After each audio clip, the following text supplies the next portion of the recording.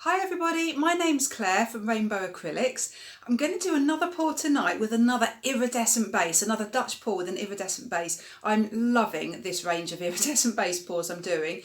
So I've got here a couple of them, the iridescent blue-green and then the iridescent red-blue. They're both Pebbio colours. So the Pebbio colour I've got tonight, let me show you, is this one, the iridescent green yellow. It is absolutely gorgeous. I love limey greeny colours and this colour is absolutely beautiful. So I'm going to do the base in that colour.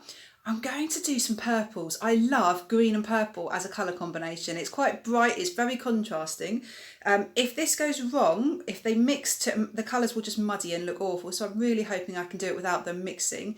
And I'm going to try a different technique, a different design. So not like these two where I've blown the paint diagonally across the canvas. I'm going to do a slight swirl to it. Not sure if it will work, but I'm going to have fun trying. So let me show you the colours I've chosen. So here are my colours. So as I said, I've got the Pebbio Studio Acrylics Iridescent Green Yellow, and I've got that mixed here.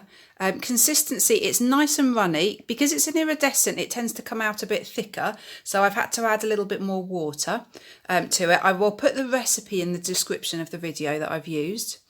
And then for the design colour, I've got some pearl white, which is De La Rowney pearl white. And then I've got 3 Amsterdam colours. So permanent blue violet, ultramarine blue, and then the green, phthalo green. It doesn't look green in that light.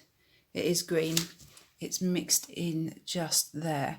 So I just think these colours, the dark purple with the green, I just think it looks gorgeous. So I'm really excited to get started on this one. I'm using a 40cm square canvas. I've put push pins in the back and then I've just levelled the canvas to make sure that it's completely flat. So I'm just, before I put the paint on the canvas, I always just do a last check just to check the consistency, because when the paint is standing around, it does thicken up naturally. So I think that's fine, but I'm just slightly worried. I'm going to add just a splash more water because I'd much rather the base was on the thinner side, because then I tend to find that the colours don't sink quite as much if the base colour is thinner.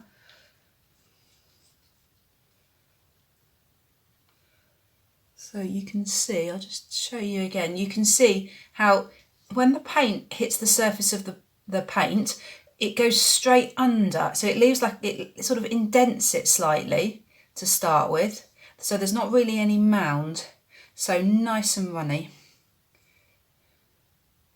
So let's pour some of this on.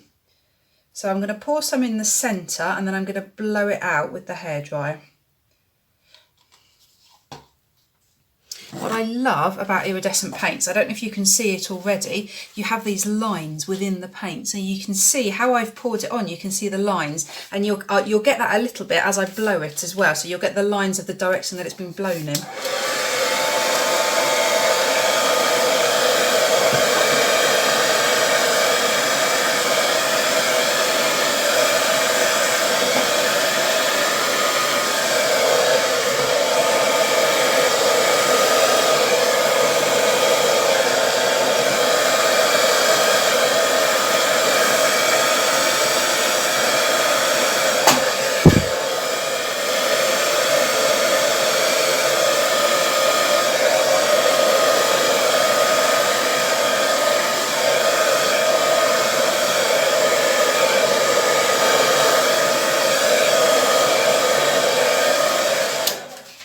So that's the base covered. Most of the edges get covered when I do that, but there's just a few little bald patches of canvas. So I'm just putting my finger in the drip and then just dabbing the canvas just to make sure that it's all totally covered.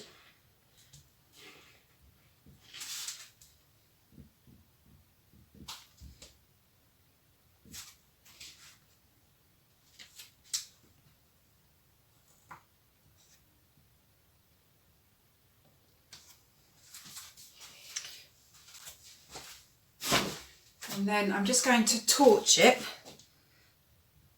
to get rid of any air bubbles.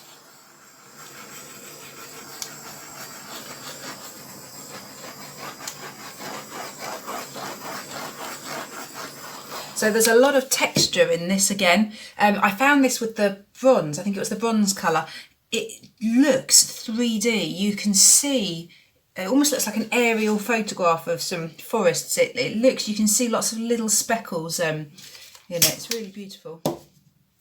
Right, so let me think this through now. So my plan is, so normally what I would do is put the paint across here and then have some extra bits, but in that direction. I don't want to do that. I want to create some sort of swirl.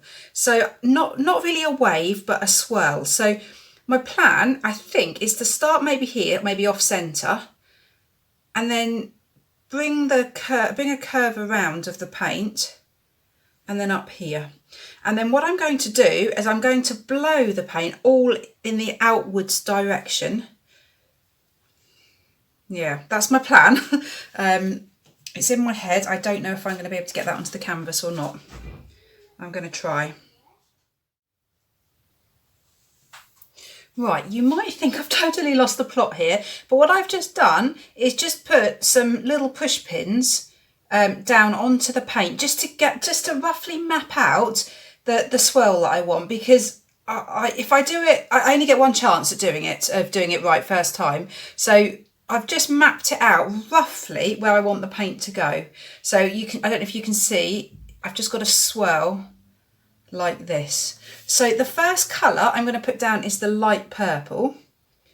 So I'm just working out whether to put it on the outside or the inside.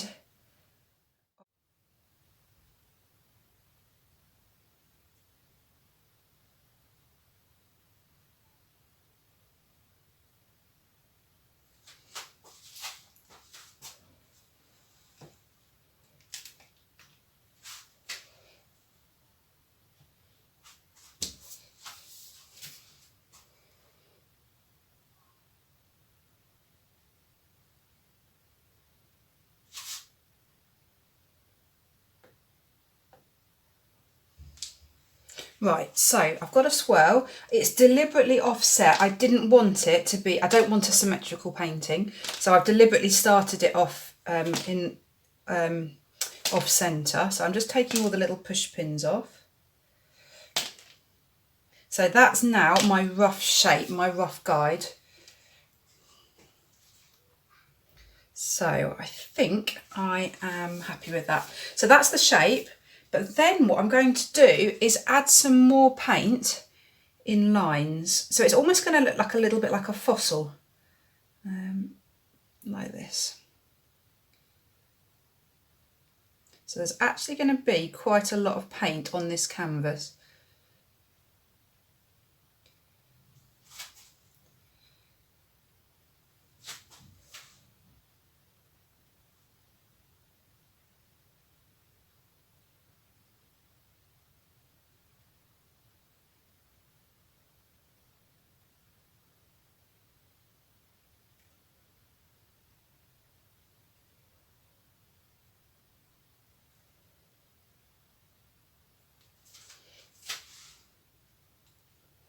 Right, so now I'm going to come in with the dark green.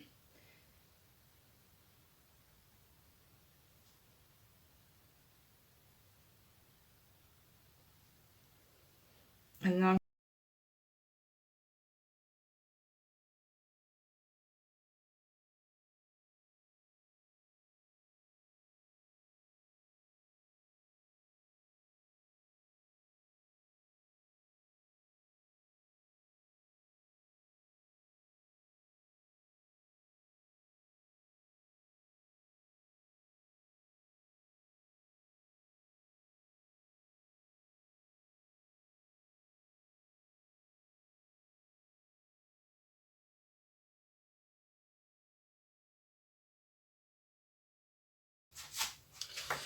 right, my instincts is telling me there's some big gaps here. So I've got a bit more paint, so I'm just going to put a bit more on my pots and just fill in some of the gaps, because I just want this lovely mass of colour around the edge.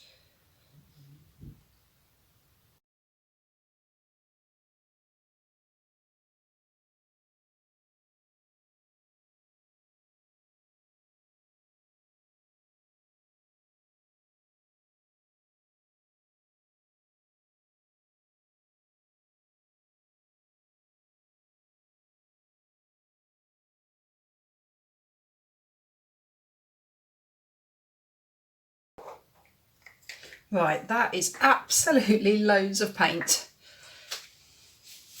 Right, so how on earth am I going to blow this out? I'm obviously just going to start here. So my plan is to blow, to try and not muddy this bit in the middle, to keep this nice green swirl. So to blow outwards all the time and go round in a circle. So my worry is that this is going to be quite difficult because the hairdryer is going to blow it everywhere. I think I'm just going to have to go with it, but just try and keep the jet of air in line with the beginning bit. Right, wish me luck, I'm really nervous.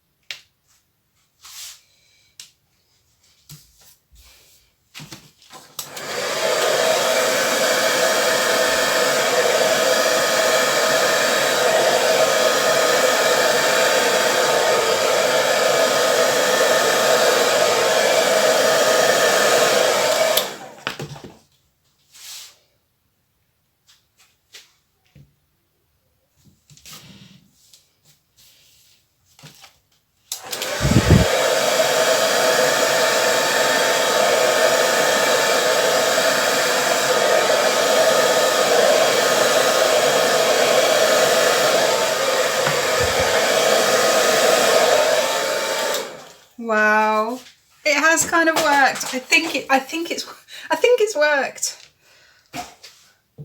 Wow, the colours are gorgeous. It hasn't muddied at all. I think I've got a little bit of work to do, but the intensity of this outside is absolutely gorgeous. I love how it just comes round there. So it's really abstract because it's not, as I said, it's not in the centre. I've lost a little bit of the definition there compared to everywhere else, so I might add a little bit more paint in there.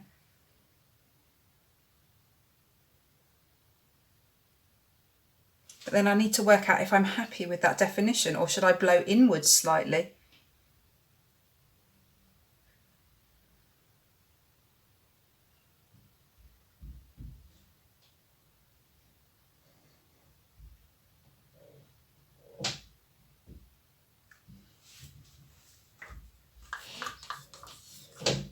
I think I'm just going to add a little bit more paint in there. I'm just not happy with that compared to the rest of it. The rest of it just has this really stark edge.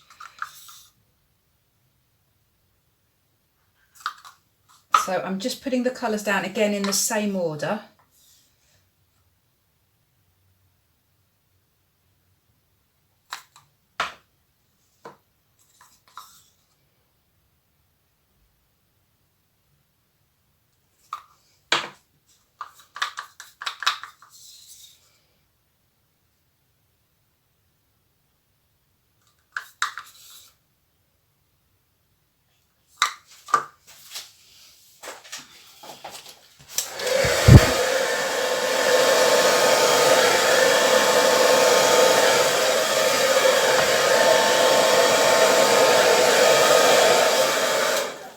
Right, I'm happier with that now.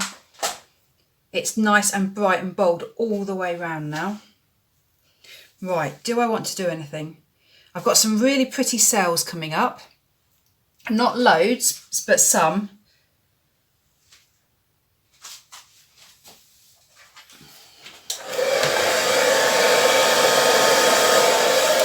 I had a slightly swampy area there where I think it got caught between the two blows of the hairdryer. There was a slightly swampy area in the middle, and there is there actually. I don't know if you can see the lines come this way, but then here it changes angles. So I'm just going to give that an extra little blow over.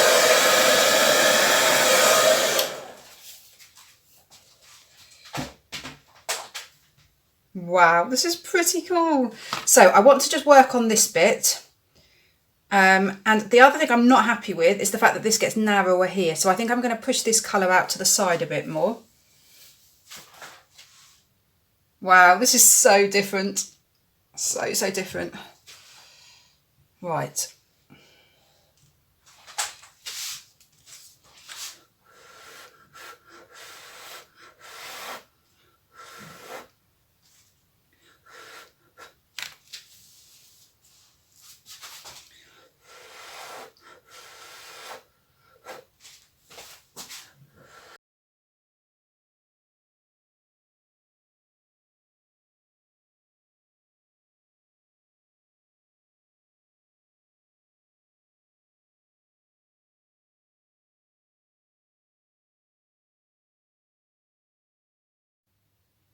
I totally love it. It's so weird and mad, but the colours are absolutely fab. If I show you close up, they just haven't muddied. I haven't got brown. I'm just so pleased with it. And just look how sparkly it is. The colours are just gorgeous. You can see where is it? You can see here where has it gone? The white is over the purple and it creates a different shade of purple. And you can see there where the green overlaps the purple and the white. So you can see the different layers. There's not lots and lots of cells. What it looks more like are just a few little bubbles peeking through the paint. But just look how the colours are side by side. And yet they haven't muddied. I am so happy with it. And what I love is having these green bands through. So the way I've achieved that, I think, is just by putting the paint in the different lines so that it's not covered, the canvas isn't covered in the design colour. And then this has to be my favourite bit. I just love how it just curves round. And look, there's the texture in the green. If I focus it, you can just see, it looks a bit like the moon, doesn't it? Lots of bubbles.